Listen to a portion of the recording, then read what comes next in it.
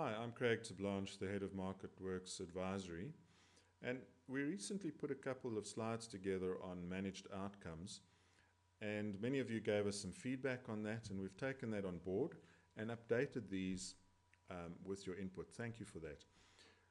As you know, we represent Data Monitor, Butler Group and Ovum in Southern Africa, and we use their research and best practices and our own experience to provide advice and assurance to clients.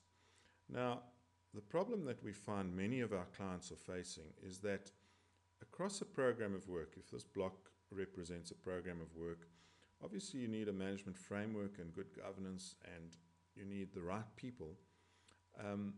But at a particular time in the program, you need a different level of intensity of skill. So let's say for architecture, for example, you may well need architecture right throughout the program, but the intensity of R&D and strategy and architecture, skill and experience that you need at the outset of the program is different to once it's operational. And so for each type of skill, each applied specialist, there's a different level of intensity of skill and experience and knowledge that is required to make the program succeed.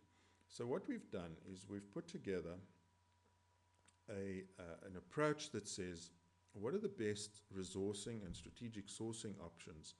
What or where do you insource, outsource, or co-source? How do you contract per option?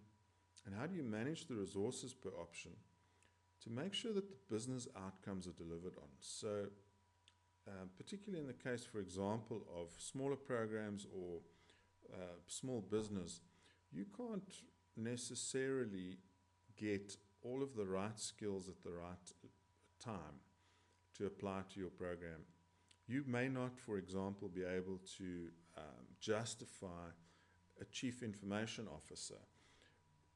So you may not have the skill to integrate and pull together all of the right people at the right time to ensure that the business outcomes of your program of work are achieved and that it's a successful program of work.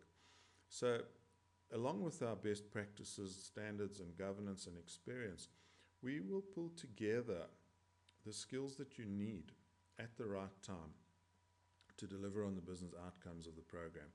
And we call this supported resourcing. So it might be the case that you've got one resource that has access to our best practices and advice and guidance, or multiple resources doing different types of things, or in a managed contracting scenario, we're actually running programs or various or individual projects for you to deliver on the business outcomes that you need on a particular program of work.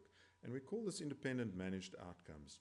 So you have from us an independent body that contracts and brings on board the right suppliers, vendors, technical people, people with the right level of business experience to deliver on the business outcomes that you're looking for.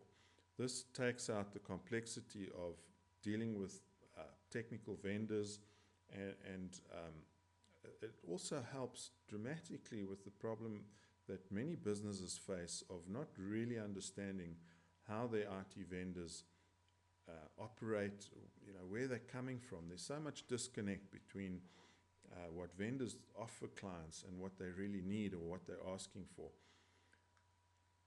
So we achieve that with managed outcomes.